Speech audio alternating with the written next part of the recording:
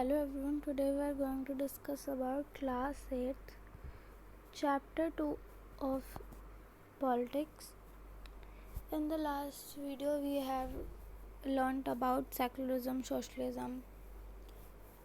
So now we have to start from the topic federalism. Our constitution set up a federal system of government.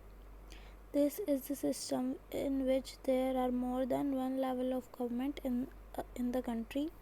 India has government at the central level and state level. It has also government at local level.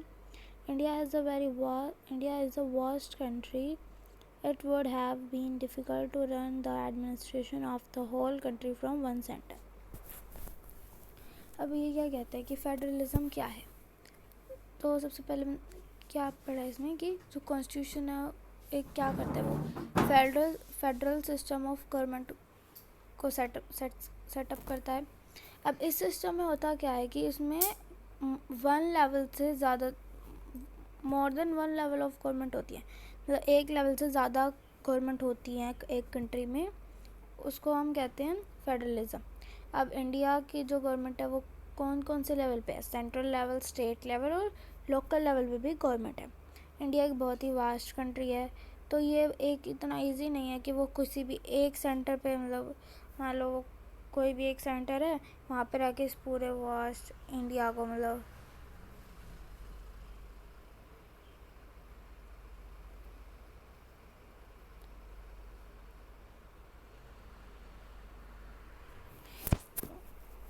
Let that ये India है, not exact. सो अगर हम यहाँ से इसको पूरे को control करें तो ये तो नहीं हो पाएगा, कि पॉसिबल नहीं है कि भाई हर एक जगह को ये कंट्रोल कर पाए एक सेंटर.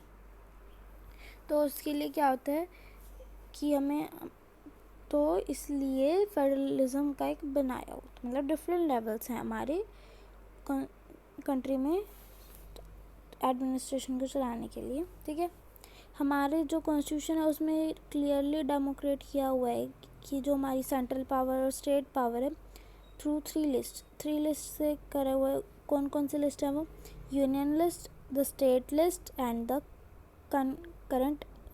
Concurrent list. अब इसमें क्या होता है कि जो यूनियन लिस्ट में सेंट्रल गवर्नमेंट होगी, स्टेट लिस्ट में स्टेट गवर्नमेंट होगी और कंकरेंट लिस्ट में कौन होगी? सेंट्रल भी होगी और स्टेट भी होगी. ठीक है, उसके बाद आता है ये जो लिस्ट है उसमें क्लियरली मेंशन है कि उनके सब्जेक्ट, मतलब मेंशन ये हुई है कि mention the subject on which central and state government can make law. अब जो लिस्ट है इन सब की उसमें क्लियरली मेंशन किया हुआ है कि जो सब्जेक्ट हैं जिसके ऊपर जो सेंट्रल और स्टेट गवर्नमेंट है वो लॉज बना सकती है. ठीक है, उसके बाद आता है this is called division of power. इसे क्या कहते हैं हम? Division of power between the centre and the state government. किसके बीच में? सेंटर और स्टेट गवर्नमेंट के बीच में. We have studied about them in detail in previous class. The constitution also specifies where each tier of government can get the money from to meet its responsibility under federalism. Like the center, the states also draw their authorities from constitution. Each level of government makes law and policy for the people of the country. अब ये क्या कहते हैं कि जो हमने पहले वाली क्लास में पढ़ा, इसके बारे में बहुत ही डिटेल में पढ़ा था. तो अब कॉन्स्टिट्यूशन में क्या है, ये एक स्पेसिफाई करता है हर एक जो पार्ट है गवर्नमेंट का कि वो मनी ले अपनी मतलब रिस्पॉन्सिबिलिटीज़ को पूरी करने के लिए, उनको मनी मिलती है. ठीक है, और फेडरलिज्म के अंडर जो सेंटर या फिर स्टेट्स होते हैं also draw their authorities from the, और वो अपनी अथॉरिटीज़ को भी ड्रॉ कर सकता है. किससे? कॉन्स्टिट्यूशन से. फिर आता है कि जो हर एक लेवल होता है गवर्नमेंट का वो लॉ और पॉलिसी बना सकता है. किसके लिए? पीपल ऑफ द कंट्री के लिए. फिर आता है पार्लियामेंट्री सिस्टम. पार्लियामेंट्री सिस्टम में क्या आता है? The legislation in the centre is called the parliament और संसद.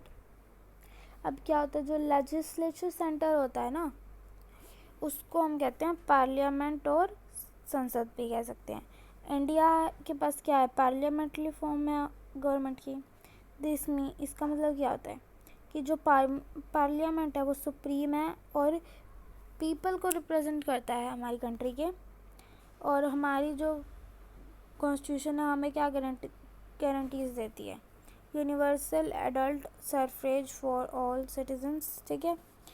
इसका that is the people of India have the, इसका क्या मतलब होता है कि मतलब हर एक जो इंडिया के पीपल है उनके पास एक अपना अधिकार है कि वो अपने रिप्रेजेंटेटिव्स को वोट कर सकते हैं। और ये रिप्रेजेंटेटिव्स क्या होते हैं, ये पीपल के लिए काम करते हैं। फिर every citizen of a country also have right to contest, और हर एक सिटीजन के पास ये राइट है कि वो मतलब कंट्री में मतलब क्या कर सकते हैं, इलेक्शन लड़ सकते हैं। अब ये नहीं है कि वो मतलब कोई और जाति का है, कास्ट उसकी अलग है तो वो नहीं ले सकता। हर एक को मतलब चांस दिया जाएगा, अगर वो जीता तो वो बनेगा, ठीक है। उसके बाद आता है separation of power. As per our constitution there are 3 organs. हमने ये पढ़ लिया कि 3 ऑर्गन्स होते हैं कॉन्स्टिट्यूशन के, कॉन्स्टिट्यूशन के अकॉर्डिंग 3 ऑर्गन्स होते हैं गवर्नमेंट के, लेजिस्लेचर, एग्जीक्यूटिव, जुडिशरी। लेजिस्लेचर में क्या होते हैं कि ऐसे पीपल होते हैं वहाँ पे जो मतलब लॉ बनाते हैं। और फिर एग्जीक्यूटिव में, और जो अब मान लो लेजिस्लेचर में कोई बनाया रूल, लॉ बनाया, तो वो एग्जीक्यूटिव उसको इम्प्लीमेंट करेगी। अगर एग्जीक्यूटिव की नहीं होगी कि हाँ मैं नहीं कर सकता ऐसे, तो वो नहीं हो पाएगा। और जुडिशरी क्या होती है, judiciary refers to the system of courts that interprets the law. अब जुडिशरी जैसे कि कोर्ट्स हो गए, वो जुडिशरी सिस्टम है कि वो जुडिशरी क्या करता है, सिस्टम है कोर्ट का, क्या करेगा, वो इंटरप्रीट करेगा लॉ को। Constitution not only defines the, अब ये क्या आता है, कॉन्स्टिट्यूशन ये सिर्फ पावर को डिफाइन नहीं करता हर एक ऑर्गन की, ये भी करता है उनकी रिस्पॉन्सिबिलिटी को भी बताता है कि उसके क्या रिस्पॉन्सिबिलिटी है, उसको क्या फॉलो करना है। और जो मान लो अब जो लेजिस्लेचर है वो एग्जीक्यूटिव पे भी रखेगा नज़र, और किस पे रखेगा, जुडिशरी पे। अगर मान लो कि जो लेजिस्लेचर देख रहा है तो अगर कोई एग्जीक्यूटिव ने कोई गलती करी तो वो उसको चेंज कर सकते हैं। तो हम आपस में एक दूसरे के ऊपर नज़र रखते हैं कि कोई भी गलत काम ना करे, और ताकि जो बैलेंस बनाया पावर का वो 3 ऑर्गन्स में बना रहे, ठीक है। फिर आता है फंडामेंटल राइट। अब जो इसका क्या होता है, जो कॉन्स्टिट्यूशन है वो हमें कुछ बेसिक राइट देता है हर एक सिटीजन्स को, उसको हम कहते हैं fundamental right. These right are essential not to, ये क्या होता है जी, ये जो राइट्स होते हैं सिर्फ इसलिए एसेंशियल नहीं होते कि डेमोक्रेटिक कंट्री चले, ये इसलिए भी एसेंशियल होते हैं ताकि जो हर एक जो इंडिविजुअल सिटीज़न है वो अपनी पर्सनालिटी को डेवलप कर सके। और ये जो होते हैं राइट्स, ये क्या करते हैं, प्रोटेक्ट करते हैं सिटीजन्स को किसके अगेंस्ट, आर्बिट्री और absolute exercise of power by government, कि गवर्नमेंट है वो उन पर कोई भेदभाव ना करे उनके, तो ये सारे उनके लिए राइट्स होते हैं, ठीक है। उसके बाद आता है कि जो इनके हम और क्या कह सकते हैं, कॉन्साइंस और Indian, they are also called the conscience of the Indian constitution. और इन्हें हम क्या कह सकते हैं, फंडामेंटल राइट्स को conscience of the Indian constitution. अब जो डॉक्टर BR अम्बेडकर के अकॉर्डिंग जो फंडामेंटल राइट्स हैं वो किस में है, 2 ऑब्जेक्टिव्स में सर्व किए हुए हैं। फर्स्ट कौन सा है, that every citizen must be in position to claim these rights, and second the right must be binding on every authority that has the power to make laws. अब ये क्या कहता है कि पहला जो राइट ऑब्जेक्टिव है वो क्या है कि हर एक सिटीज़न को मतलब उसकी ये राइट तब मिलेंगे जब जो उस पोजीशन पे आ जाएगा कि वो हाँ वो अब राइट लेने के है, तो वो मतलब तो उसको राइट मिलेंगे ये वाले, ठीक है। उसके बाद आता है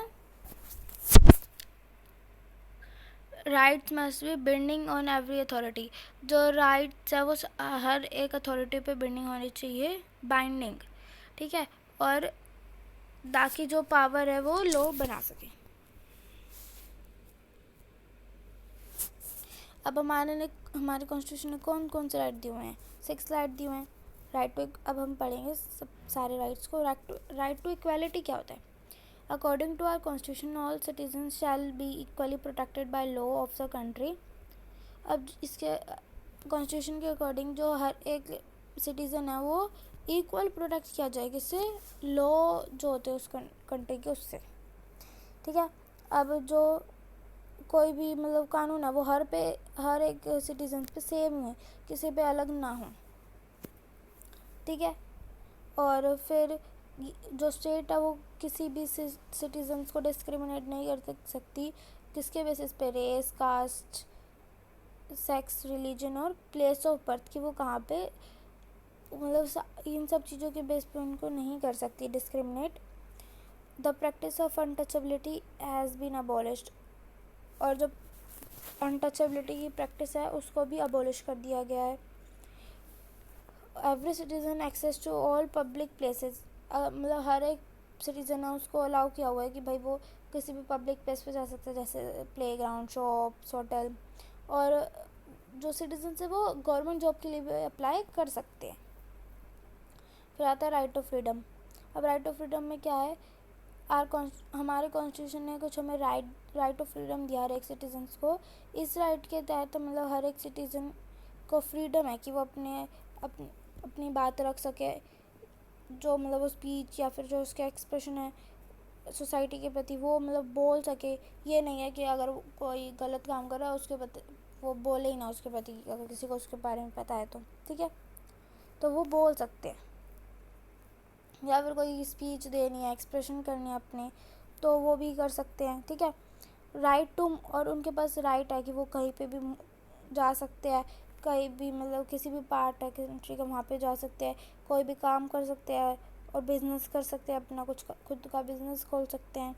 तो इन सब के लिए मना नहीं है। अब राइट अगेंस्ट एक्सप्लॉयटेशन, अब इसका मतलब क्या है कि जो राइट अगेंस्ट एक्सप्लॉयटेशन क्या होता है कि जो ह्यूमंस हैं उनकी इंसानों को बेचना, उनसे लेबर मतलब काम करवाना छोटी उम्र में, जो मतलब 14 ईयर से कम होते हैं, तो ये राइट टू अगेंस्ट एक्सप्लॉयटेशन है। ये मना करा हुआ है कि अब नहीं होगा। ठीक है, फिर आता है right to freedom of religion.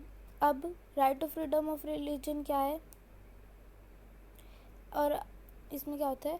हर एक जो सिटीजन्स है वो इंडिया के, उसको राइट है कि वो अपने भी मतलब कोई अपनी वर्शिप कर सकता है, कहीं भी मंदिर जा सकता है। ये नहीं है कि मतलब वो किसी और धर्म का तो वो इस मंदिर में नहीं जा सकता, ऐसा नहीं है। और जो हर कानून की आंखों में मतलब हर एक रिलीजन को इक्वल समझा गया, और अगर हम सबको भी अपने रिलीजन और दूसरों के रिलीजन को भी रिस्पेक्ट देनी चाहिए। यहाँ तक कल्चरल एंड एजुकेशनल राइट, सबको कल्चरल और एजुकेशन राइट मिला हुआ, मतलब कि जो मतलब कि कोई भी ऐसा नहीं है कि our constitution recognize that the right of each group of people to establish and maintain educational institution of its own in order to preserve and develop their language and culture. अब क्या होता है, हमारे कॉन्स्टिट्यूशन ने कुछ rights दिए हैं कि हर एक जो ग्रुप है पीपल का वो क्या करने के लिए अपना मतलब एजुकेशन इंस्टीट्यूट खोल सकता है खुद का। ठीक है, to preserve and develop their language and culture, कि अपने लैंग्वेज और कल्चर को प्रिजर्व करने के लिए वो खुद का एक एजुकेशनल इंस्टीट्यूट खोल सकता है। ठीक है, ये सब के पास राइट है। फिर तक right to constitutional remedies, this right gives authority to the citizen to move the High Court and Supreme Court if they believe that any of their fundamental right have been violated by the state। अब इसमें क्या है कि जो मान लो कोई एक citizen है, उसके कोई फंडामेंटल राइट है, उसका वायलेट किया गया स्टेट से, तो वो पहले तो कोर्ट में जाएगा, कोर्ट नहीं सुनेगी तो हाई कोर्ट में जाएगा, हाई कोर्ट नहीं सुनेगी तो सुप्रीम कोर्ट में जाएगा। तो मतलब वो जाएगा तो सही, अगर उसकी बात नहीं सुनी, अगर वो उसको लगता है कि हाँ भाई अब उसका जो फंडामेंटल राइट है किसी भी एक का वायलेशन हुआ है, तो वो जा सकता है, उसके पास ये राइट है। ठीक है, फिर कुछ डायरेक्टिव प्रिंसिपल्स आते हैं हमारे कॉन्स्टिट्यूशन हमें कुछ डायरेक्टिव प्रिंसिपल देता है ताकि जो हमारी गवर्नमेंट है वो इम्प्रूव कर सके पीपल की कंडीशंस है। जो ये जो प्रिंसिपल है गवर्नमेंट प्रिंसिपल्स हैं गवर्नमेंट को हेल्प करते हैं कि वो कुछ सोशल इकोनॉमिक रिफॉर्म्स बना सके कंट्री में। और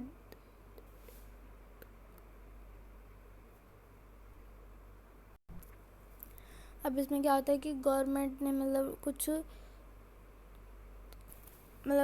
वो क्या करता है डायरेक्टर प्रिंसिपल, वो डायरेक्ट करता है गवर्नमेंट को कि वह काम करने के लिए किसके लिए, जो गरीबी आ रही है, पॉवर्टी ऑफ मासेस को रिड्यूस करने के लिए और क्या लाने के लिए, इकोनॉमिक और सोशल प्रॉस्पेरिटी लाने के लिए नेशन में। ठीक है, तो ये हमारा चैप्टर कंप्लीट होता है। So thank you, have a nice day.